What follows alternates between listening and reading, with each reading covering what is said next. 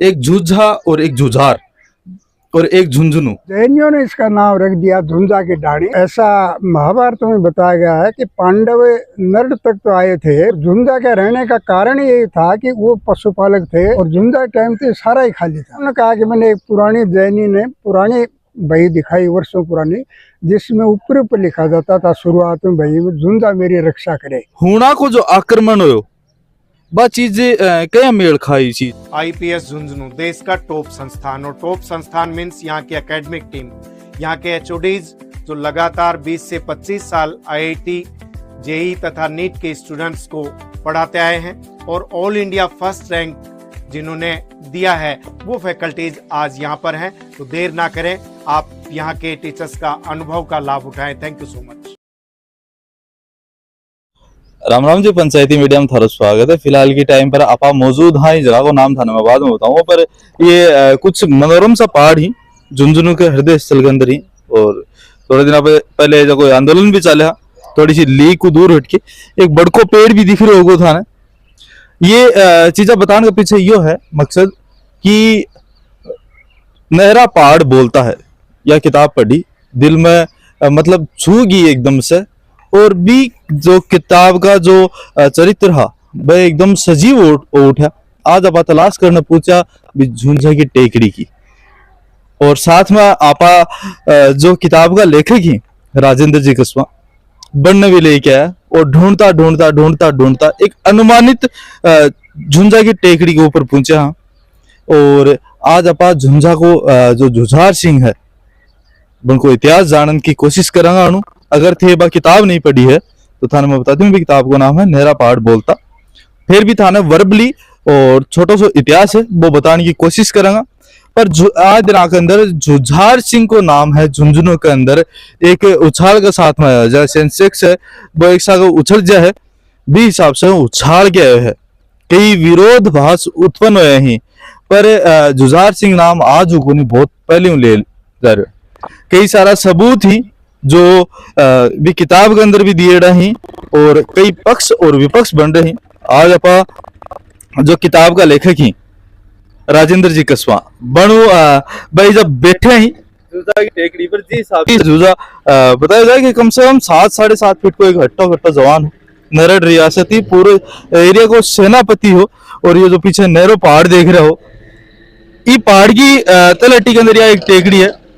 कोई टाइम पर ही कबीले के रूप में आया, बस जगह अच्छी लगी, थोड़ा सा किरदार ही बरने सजीव करने की कोशिश करिए थे फिर से। ठीक है, मैं परिचय दे दूं, राजेंद्र जी कस्वा ही और झुंझुनू का इतिहासकार ही, झुंझुनू को नहीं राजस्थान का इतिहास ही, कई सारा पुरस्कार यहाँ मिल चुके हैं।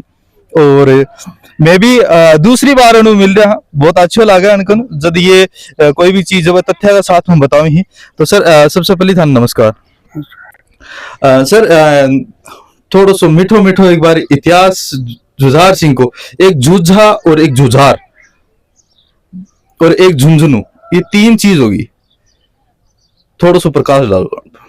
देखिए असल में नाम जो झुंझुनू संस्थापक है, जो पशुपालक कबीले का मुखिया कह दीजिए, आप सरदार कह दीजिए, कोई होता है अपने घरों में होता है, इसी तरह झुंझा था। तो असल में नाम वास्तविक नाम तो झुंझा ही है। झुंझार एक विशेषण लगता है, झुंझार का मतलब होता है लड़ाका। तो अब ये लोग जो मान लीजिए झुंझार समिति बनाई इन्होंने झुंझुनू में, संस्थापक के वो चिर स्थायी करने के लिए समर्थी, तो उसमें उन्होंने झुंझार सिंह समिति लिख दिया। असल में ये झुंझा ही है। और झुंझार सिंह पार्क वो जो सर्किल लिखा है वो भी झुंझा का ही नाम है। वो एक झुंझार का मतलब बहादुर लड़ाका का, तो कह दो आप साहसी व्यक्ति, उसका विशेषण है वो।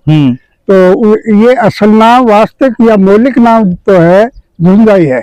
और झुंझुनू एक ऐसा शब्द है कि इसमें न्यू शब्द आता है, तो न्यू शब्द गुजराती का प्रतीक है। और इस तरह के नाम बहुत कम मिलेंगे अपने को, जैसे लाडनू है, निरादनू है, इस तरह के नाम। तो लाडनू में एक बड़ा ऐतिहासिक अपने मेल दिखाई देता है। लाडनू आज भी जैन संस्कृति का या जैन समाज का बहुत बड़ा स्थान है वहाँ। तो वो लाड, इसका मतलब गुज्जर काल में लाडनों की स्थापना गुज्जर काल में हो चुकी थी। इस तरह के नाम आपको अमूमन नहीं मिलते हैं।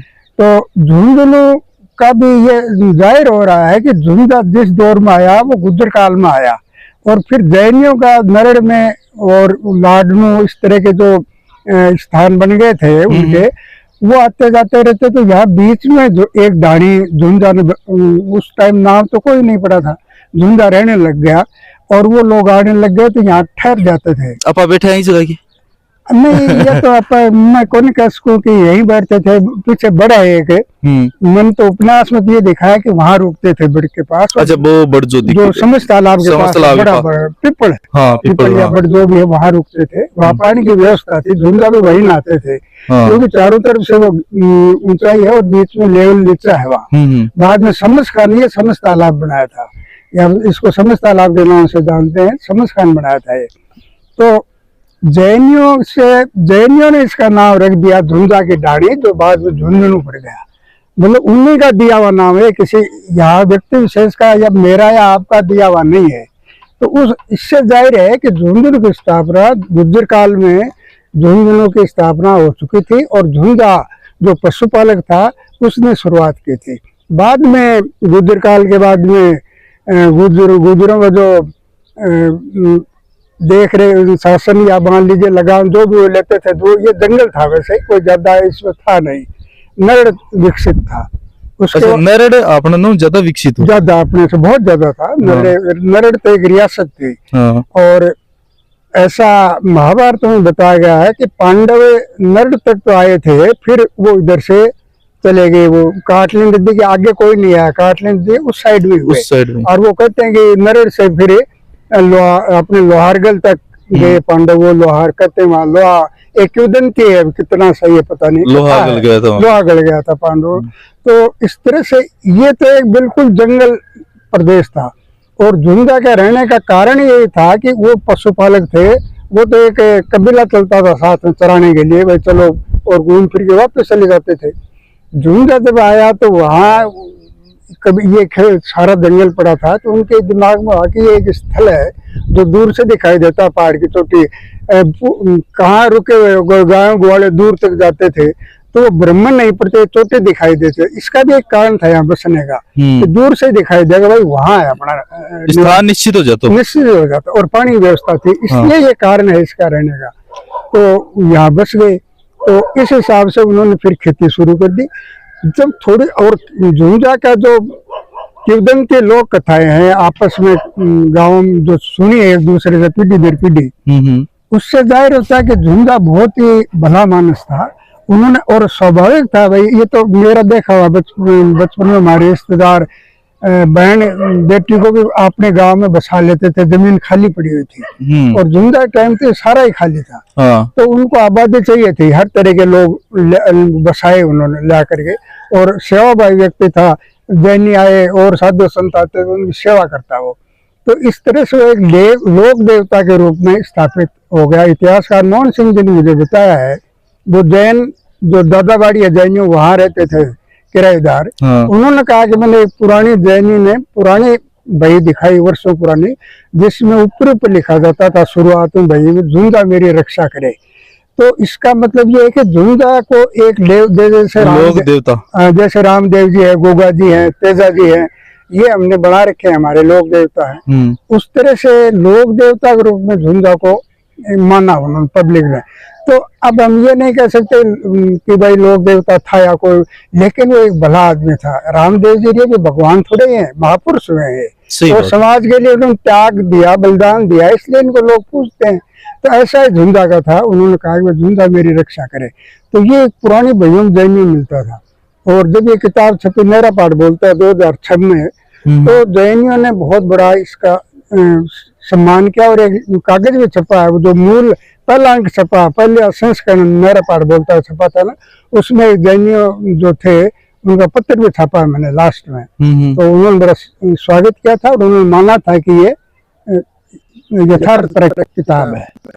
आपको मैं किताब खुद पढ़ी है सर, और भी किताब के अंदर जो हवाला दे की थे बात करिए कि ई टाइम पर ये हो समकालीन ये तो वह चीज कठिन घटा अच्छी लगे। एक तो लेखक हो वो कल्पना में ही जीवे, और पर थे भी कल्पना के साथ साथ में तथ्य भी प्रस्तुत करे ही, बिल्कुल और जो मतलब चरित्र भी मायने थे लिखे ही वह अविस्मरणीय ही। जब मेरा नाम मानड़ी अभी भी याद है, सुखा भेवा बहुत सारा चरित्र ही याद ही।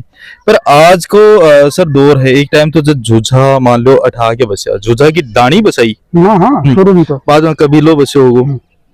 तो इजा काटली नदी बहती, बहाव क्षेत्र भी पास में ही हो, ज्यादा दूर को नहीं हो। बिल्कुल बिल्कुल ठीक, जा हुणा को जो आक्रमण हो वह चीज क्या मेल खाई चीज में बा बताओ थोड़ी सी। देखिए, अब अपने इतिहास में ये दर्ज है, हर्षवर्धन हमारा आखिरी सम्राट हुआ, समझो आप हर्षवर्धन, वो 6ठी शताब्दी में हुए हर्ष। हाँ, और हर्ष तक तो हालांकि आक्रमण तो पहले से ही होते रहे हैं, हाँ, लेकिन हर्ष के बाद में देश बहुत कमजोर हो गया था और अलग अलग रियासतों में बट गया था, कोई केंद्रीय नेतृत्व नहीं रहा हर्ष के बाद में। तो उस दौर में हुओं के आक्रमण ज्यादा यहाँ शुरू हुए और उनका कोई मुकाबला भी नहीं कर पाया। और ये तो शुरुआत थी, आपको बताऊं। बाद में मान लो 1025 में मोहम्मद गजनी ने अटैक किया, सोमनाथ मंदिर को लूटा। उस दौर में भी किसी ने उनका मुकाबला नहीं किया। कारण ये था कि रियासत तो छोटी छोटी रियासत देश था उनका, बस वहीं तक सीमित था। और मान लीजिए कोई रियासत का सामंत है, वो थोड़ा हिम्मत वाला होता, मजबूत होता, तो वो लड़ता तो अपने पड़ोसी से लड़ता। जैसे मेरे पास 20 गांव है, उसके पास 30 गांव है, वो सोचता मैं इसको हरा दूं तो मेरे पास 30 गांव और आ जाए। इस तरह की लड़ाई झगड़ा आपस में चलती थी। मैं तो मजाक में कहता हूँ कई बार, ये गीत है हमारा एक, मेरा विरोध नहीं है उससे, लेकिन एक मजाक तो करता हूँ। ये है अपना राजपुताना नाज इसे तलवारों पे। मैं ये कहता हूँ कि यहाँ तलवार चली नहीं। आप राणा प्रताप, सूरजमल और दुर्गादास राठौड़ को निकाल दीजिए, कोई ऐसा योद्धा नहीं हुआ जहाँ जिसने बाहर के लोगों से आक्रमण किया हो। तो तलवार किससे चलती थी? आपस में चलती थी। एक रियासत का कमजोर होता या कोई भला आदमी होता, उससे वो जो मजबूत लड़ाका होता, वो महत्वाकांक्षी होता, वो उसके नीचे ऑटोमेटिक 20-25 गांव आ जाते और उनसे लगान वसूल करना, यही तो मकसद था उनका, और कोई मकसद नहीं था। वो लगान लेना, अय्याशी करना। तो इस तरह का हमारा वो दौर था। इसलिए उस दौर में हुण आए तो उनका मुकाबला नहीं हुआ, कहीं छुटपुट हुआ। मेरठ रियासत पहले से थी। झुंझा का जो राजा था मेरठ का, उसके परिचय हो गया, तो उन्होंने इसकी बहादुरी देख के इनको सेनापति बना लिया अपना। तो अब झुंझा भी क्या, झुंझा को खतरा था कि बाहर के आएंगे तो अब हमें भी परेशान करेंगे। और वो ये लोग हिम्मत वाले थे, स्वाभाविक है। जो घुमक्कड़ जाति होती है वो हिम्मत तो उसको करना पड़ेगा, नहीं तो घर छोड़ता ही नहीं। सही बात है। और वो कबीले में चलते रहते। हमने देखा, पहले आज भी होते होंगे, गांव के बाहर डेरा लगा लिया करते थे बंजारा वगैरह। तो वो बेचारा, उनका पैसा था, वो घूमते रहते थे, सिंध वगैरह से आते और दिल्ली तक जाते रहते थे। पहले पुराना रास्ता भी यही रास्ता था, मुख्य रास्ता था ये। तो इस तरह से ये बहादुर था और उन्होंने सुविधा दी, तो ये इनको एक सेनापति घोषित कर दिया। और सेनापति घोषित करने के बाद इन्होंने और इसकी आबादी बढ़ानी शुरू कर दी। और अदर अदर के जो शिल्पकार थे, जैसे लोहार है, खाती है, ये शिल्प कहते हैं हमें, वो हथियार वगैरह कूटना बनाना इस तरह का, तो इनको भी बसाना शुरू किया। और उस दौर के अंदर जैसा भी हथियार काम आते थे, मान लीजिए आज से 1500 साल पहले की आप कल्पना करें हम, तो तलवार ही मुख्य था, बाकी भाला बना लिया करते, कटार बना लिया करते, इस तरह के हथियार। एक टाइप से खाना बदोश जीवन हो जी, खाना बदोश जीवन। और ये तो सारा जंगल प्रदेश के नाम से इतिहास में दर्ज है, यहाँ कुछ भी नहीं